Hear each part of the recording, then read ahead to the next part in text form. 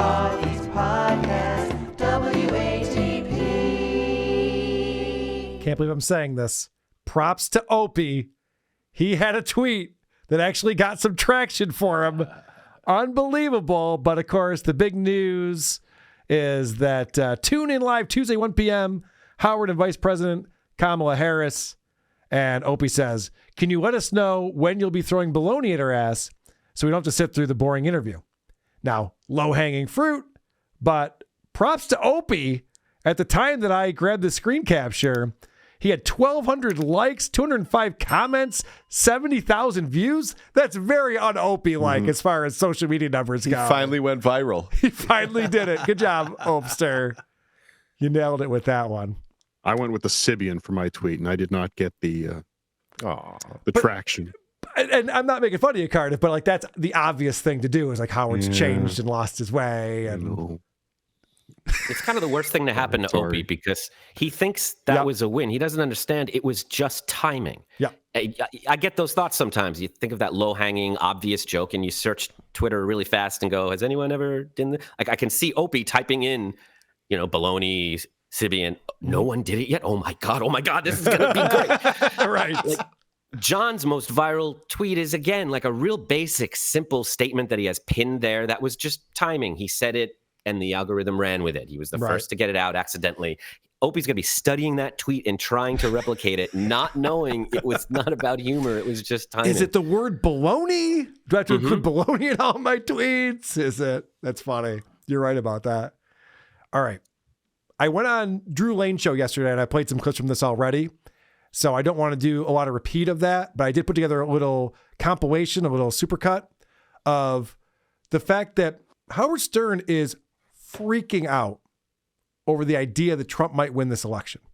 And I don't know if you guys know this. This is the most important election in our lifetime. Have you heard this? Every 4 fucking years, it's the most important election in our lifetime. I'm not buying anymore. It's the boy who cried wolf at this point. Trump's already been president for 4 years. World War III didn't happen. It's not going to happen this time, but in Howard's mind, and there's evidence that Howard's only watching MSNBC. So he's getting completely brainwashed. He's losing his mind. He has Kamala Harris on, and this is just a compilation of him freaking out about this election. Even when I watch them on Saturday Night Live with the where they have Maya Rudolph playing you, I hate it. I don't want you being made fun of. There's too much at stake. I believe the entire future of this country right now, I mean, as America, land of the free, home of the brave, I think it's literally on the line. I agree with I don't even understand how this election is close. And yes, I'm voting for you, but I would also vote for that wall over there. Let me ask you this. If he wins, God forbid, would you feel safe in this country? Would you stay in this country? How can you be safe? He's saying, no, I'm just going to do whatever the hell I want. This time I know what I need to do. With all this pressure on you right now, and you've got to win, you just have to. I really believe we're in for the darkest skies on the planet. Like the sun's literally going to go out. This is how I feel. I got to win, Howard. I got to win. You got to win. You got to win. And I love you as Vice President of the United States. And I just want to encourage anyone who thinks similarly to me to vote. And if you don't agree with me, do not vote. It's incredible. He's for free speech as long as it's his free speech. That's, I believe, the quote from... He has said that before. Yeah. And I brought this up with Drew yesterday, but just the fact that he would say, look, democracy as we know it is going to end if Trump gets elected. And if you think you're going to vote for Trump, don't. Then you don't understand how democracy works. Obviously, that's the opposite of democracy is everyone should vote for one person. And she should stay in office for the rest of her life, too, I would imagine. And then her kids can come in and just have a monarchy. Why not just do that? What a fucking idiots. So that's where Howard's head is at. And he even talks about watching Joe Scarborough, Morning Joe, every morning when he's talking to Kamala. So that's where he's getting his news information. And, of course, Trump is going to become a dictator and end America as soon as he's elected. And, as promised. Yeah, okay, fair enough. So it's not like the Joe Biden interview. He does actually talk. I mean, it's a lot of Trump talk. It's mostly Trump talk. But with the Biden interview, it was a fluff piece. It was ridiculous stories about Joe Biden saving people's lives and all this crazy shit. Two old men whispering to each other.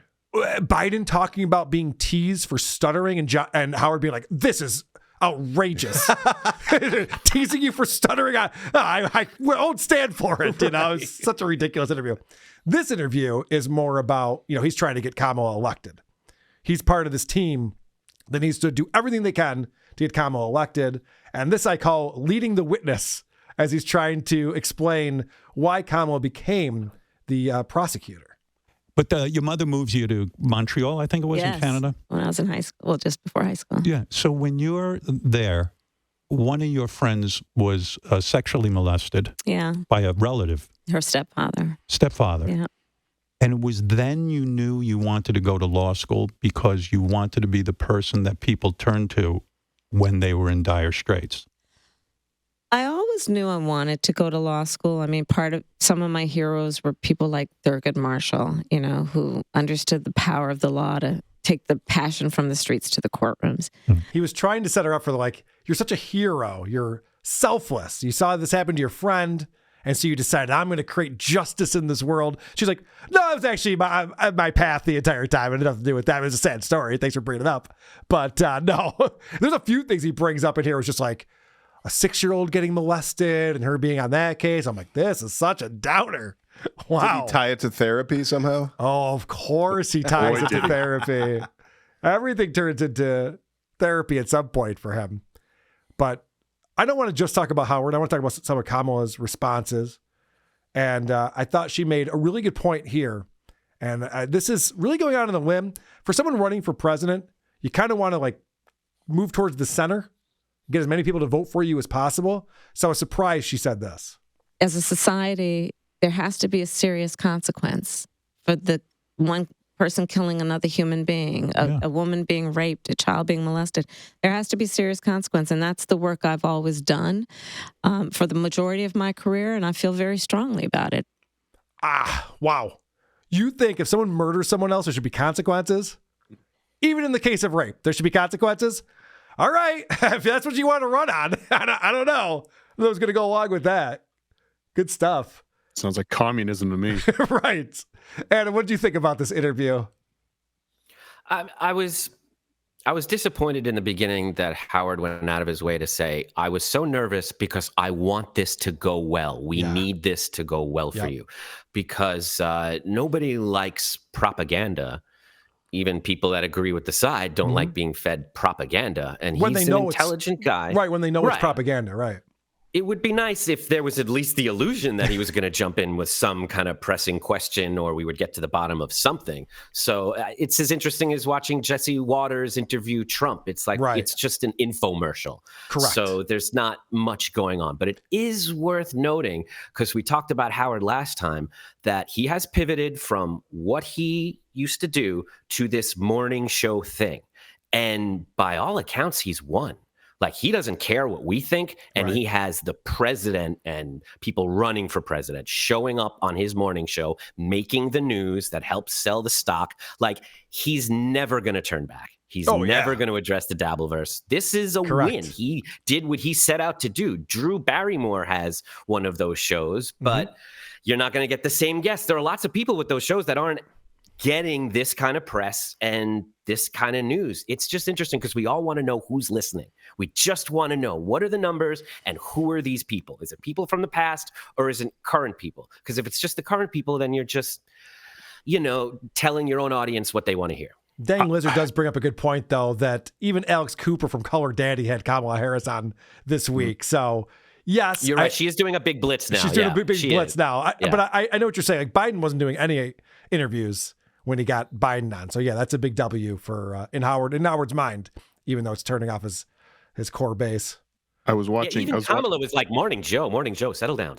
Yeah. When he's just like, don't you love Morning Joe? She's like, I don't agree with everything he says. It's just, it's like, Howard, let's not get crazy left on this conversation. I'm trying to be a centrist right now. Mm-hmm. But I was watching a bit of coverage on CNN last night, and they were talking about how, Kamala, am I saying it right? Wow. I know they lectured people about. We're going to get into that in a second, but yes. But they were like, and Howard Stern, he's got a primarily male audience. I think they said the demographic was 18 to 40 or 18 to 35. I'm like, definitely not a chance. Not a chance. No. He's turned all of those people off. No way. I wish I had the power of AI to program like train an AI to be Howard Stern up to like 2008, maybe, and then have that AI watch Howard now. Oh, that'd be fun. And see what that AI says about Howard. Yeah, because remember they did that thing where it was, I think, Rogan and Trump. They did a few AI, like what would that conversation be like if that was a podcast? You could definitely program that. You could take Howard up until 2008 and then feed it all of the Howard Stern episodes from 2015 to now or whatever. That would be a very interesting, I mean, it wouldn't because it's AI, but it would be an interesting experiment, I guess. Producer Chris, check out. Okay. Yeah, Producer Chris, what are you doing over there? I'm working on it right now. Nothing since you hit I that think Chris Rob already Sell did, drop. because that AI show would just be this show. We're those people. We were raised on that. This is how we feel about it now. Check out my 6 fingers. All right. So Kamala also is just like all of us. All right. She's no different than you or me. But you said I ate a whole bag of Doritos that night. That's your thing, Doritos? Oh, I love Doritos. Original nacho. But let me just tell you, it was a family-sized bag. Wow. Can you believe it? A whole bag. Family size. Oh, Doritos. But Adam, like you and I, we might be like nervous or stressed out and just like start binge eating crap food. And so she's just like us. And then she says this. Oh. I sat on the couch. But you're in good shape. Are you like I work out every morning. Did you work out this morning? I did. Where did you work out? On the elliptical at the hotel. Oh, they bring one up to your room? Yeah. No. So it's actually nothing like us. So now, if I requested an elliptical to be sent to my room, that's not part of the room service menu, I don't think. But notice how Howard knew? Like, I wouldn't have even thought of that, but he knows. That is interesting. I wouldn't have thought of that either. I would think like they would just close off the gym or something. Kamala Harris is in there. It's just like, oh, no, I'm not going anywhere near the peasants. Are you kidding me? She's in a 5-star hotel. She can't go anywhere near the peasants. I mean, she's running for president. I get it. No, I understand. I mean, there are some people who are a little bit... She can go to Planet Fitness. Wacky cuckoo out there, that's for sure. Yeah, she's not going to Ray DeVito's gym. I understand that. It's a good point. So, as is predictable, about 45 minutes into the conversation, Howard brings up therapy. Because of course he does. And God bless you for doing this, because I'm really afraid that people, good people, bright people, are discouraged from going into public service now. They're like, I don't need it. I don't want to be threatened. I don't want to be told that, I'm for science and I'm an idiot. It's the whole thing is crazy. With all the pressure on you, is there you can't go to a therapist, can you, and say, hey, I want to unload a little bit here. This is my form of therapy right now. With me? Oy vey. No, but seriously. Yeah. Because there's still that one taboo in politics. If you go to a therapist, you're weak and you're probably insane.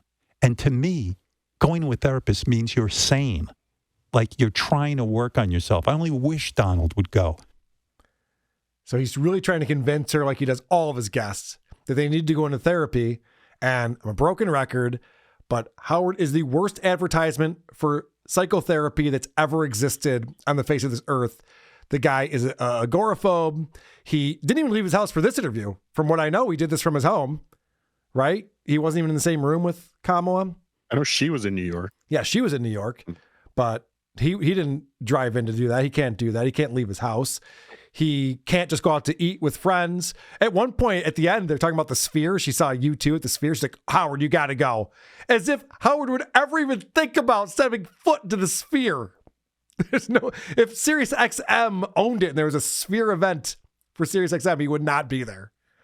So he's the worst. And the fact that he's being propagandized so much that he thinks if Trump takes over, the sun's going to go out. It's like, your therapy is not working. You are owed a refund at this point. You should be suing your therapist. Well, it's like you say about John giving workout advice. Yes. It's like when you look at him, you're not going to take that advice. No.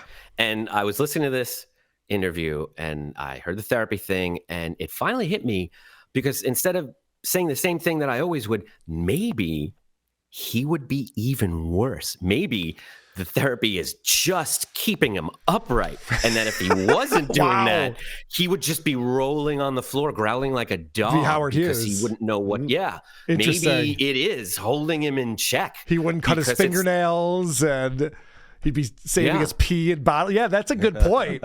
Because all I ever think of is like, how could it be worse?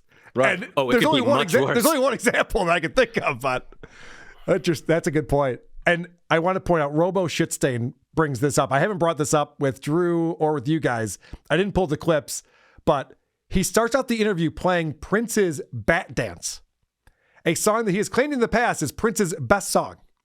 And to Kamala's credit, she goes, well, this isn't his best song. You know that, right? He's like, no. The Batman soundtrack from 1989 is Prince's best work. Howard believes this to be true. It's just random nonsense they threw together to just fill a soundtrack. It was great because Kamala was like, no. She's like, no. She's like, I like the good ones, not the corporate soundtrack he did to make money. I like his records. Purple Rain. It's very funny. It was very funny that that's what Howard started the interview with. You like and Prince? Howard told his classic story of being at the Prince concert and how Prince played in the dark, and Kamala was like, oh, that sounds awesome. Yeah, I guess she goes, he wanted you to like to feel the music and to be like be there with them and not just like staring at them, but like enjoying it with them. Yeah. And for someone who doesn't like people staring at him and is very tall, you think he would love that. Yeah. Kamala looked at him like, are you you left a private Prince show because the lighting wasn't right for you? Yeah, it was like 100 people at a Prince show, and Howard's like, fuck this. I came here for the visuals. That's funny. All right, so let's get back to how you pronounce Kamala's name and what it means if you do it incorrectly. That my plans will strengthen our economy. Donald Trump's plans would weaken our economy, would inflate inflation, and would bring a recession on by the middle of next year. What are these guys up to with mispronouncing your name? I love the context in because it's so funny how she's talking policy or, whatever politicians say when they say that their stuff is better than the other guys. Inflating inflation. Inflating inflation, right? Not causing additional inflation, but okay. And this is his response to that. With mispronouncing your name. They act as if they can't say Kamala. It's not that complicated. It's just, what's going on? What really is going on there when they can't pronounce Kamala? Is it supposed to be an insult? Is it like Barack Hussein? Is it some sort of it's the same slur? old tired playbook, Howard. And I think most people are not going to be distracted by it. They want to know you have a plan for bringing prices down. Right. They want to know you have a plan for keeping America secure. Right. All right, so credit to Kamala for deflecting. Like, okay, let's not go into that. Yeah, that's not a real question. Well, it is in Howard's mind because he's watching MSNBC. And they're saying that that's a dog whistle. If someone says Kamala, that's a dog whistle. It means they're racist and they hate women. Yeah, it's an unanswerable question on her part. It doesn't help her. He says, what's up with these guys? Yeah, what's up with these guys? Well, which guy you want to start with? It goes back to Hillary's misstep where she called everyone deplorable. So if you don't vote for me, you're deplorable. You're a racist, you're a misogynist, you're transphobe. So everyone was just like, well, no, I just don't like your policies and I think you murdered 30 people. Can that be the reason why I don't vote for you? But I wanted to point this out because there's been a lot of people who mispronounce Miss Harris's name, including our president of the United States. Kamala are here today. Kamala are here today. So it's not an easy name to pronounce. It's not something that we recognize. I didn't grow up with a lot of Kamala Anderson. Yeah, right. I didn't grow up with a lot of Kamalas in my class. So it's possible that you don't get it right. I've mispronounced it many, many times. I've corrected myself and tried to be better. There's a certain Ugandan wrestler that's made it harder for people of my generation. Oh, who's that? Kamala. Is there a Kamala? I don't even know that guy. Yeah. The Ugandan giant, I believe. I'm not that far in the Mr. McMahon documentary yet. I'll get caught up, I promise. So now we're talking about the tax credit, the $6,000 tax credit for newborns. And I just thought this was funny when Howard tries to relate to this kind of shit. I'm a new grandfather. I didn't know I have two grandchildren, but I have a new one? A new one. Uh-huh. Brand new. Good for you. Congratulations. And you know what? A $6,000 tax credit is saying you're pro-family. Yes. And Howard's grandkids definitely need a $6,000 tax credit. That'll definitely help them when they're traveling from one mansion to the other to visit their Opa or Zoompa, whatever they call them. Yeah. Zoompa. I don't know. I don't think Howard's kids are living a life of luxury. Well, if they're not, it's because they choose not to. And they are kind of hippies, I think, some of them. So that is possible. But Howard would give them whatever they wanted. I think what you're pointing out is correct, which is that Howard is trying to figure out how to sound like someone who is normal about money. Right. And when he hears a number like $5,000 wedding gift or a $6,000 tax credit, he honestly doesn't know whether that's a lot or a little bit of money. How would a normal person respond? Yeah. I don't know. How much are diapers? Like $2,000? Yeah, that's about right. All right. Speaking of trying to relate to the everyman, this is a great question from Howard. Was McDonald's fun at all, or is it really hard work? Is it just a drag? You know, I mean, it's an experience, right? I mean, I was doing the fries, and you got to watch the timer, and it's hard work, but It is a lot of hard work doing the fries at McDonald's. I know. I've worked a fryer later or two in my day. Woo! You got to wait till they float. Then you dump them in the basket. Howard's like, how much are those fries? Pour 20, some salt. $20? $6,000. Salt on them. I have one more clip on here. And this is Howard brings up his mom, Ray Stern, 97 years old. Now, of course, Howard's father passed away last summer. And Howard's mom is in a facility. She's not the same, especially since her husband died. And I'm very, my mother's beside herself that you're here with me today. what's her name? Ray. Ray. Ray. She Hi, goes, Ray.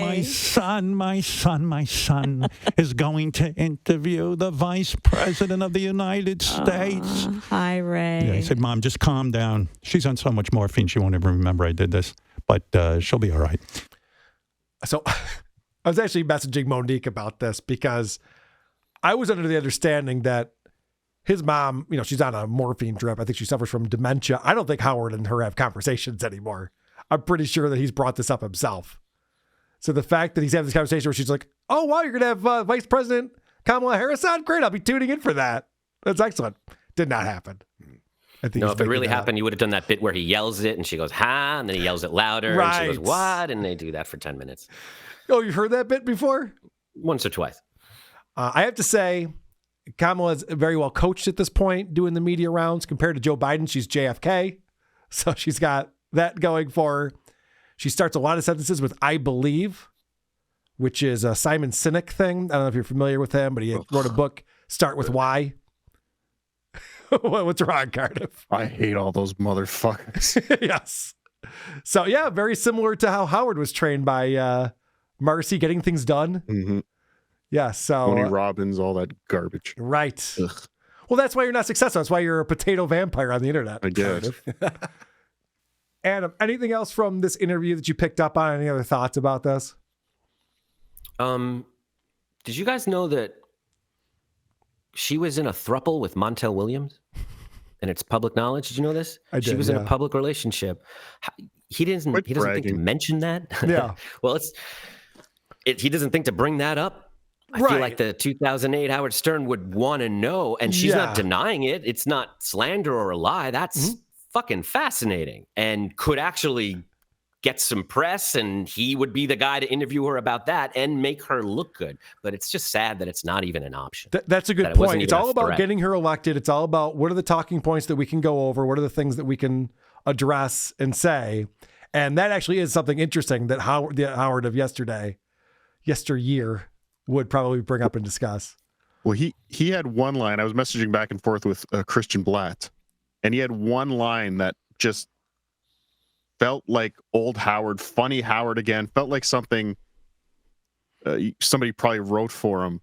But I the more I listened, when I listened to it again, I'm like, he probably wasn't even listening to what she was saying and just went into his next question. But she was talking about putting predators away and rapists and predators, and he said, speaking of your husband. Oh shit! Yeah. I missed that. I didn't pick up on that. Yeah. There was just one clip there, and just went right into a question about her husband. Well, that was the thing. Again, I was talking to Drew about this.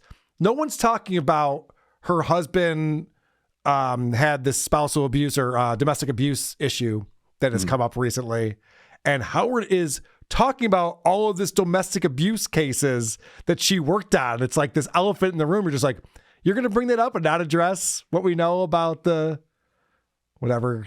What do they call it? The second man? I forget the title they give. First husband? First gentleman. Second gentleman. Like that. First gentleman. I don't know. First Now he's a gentleman, second gentleman. Right. Yeah. But someday they'll get to the White House, or else the sun will go out. We'll all move. I loved when he asked her if she was going to move out of the country if Trump got elected, because he'll definitely have her killed. That was another fun thing. She's like, well, yeah, I'm just going to try to win then. So that's what we're going to do. He is out of his mind, and I appreciate that he did that. A lot of fun. Who are these podcasts?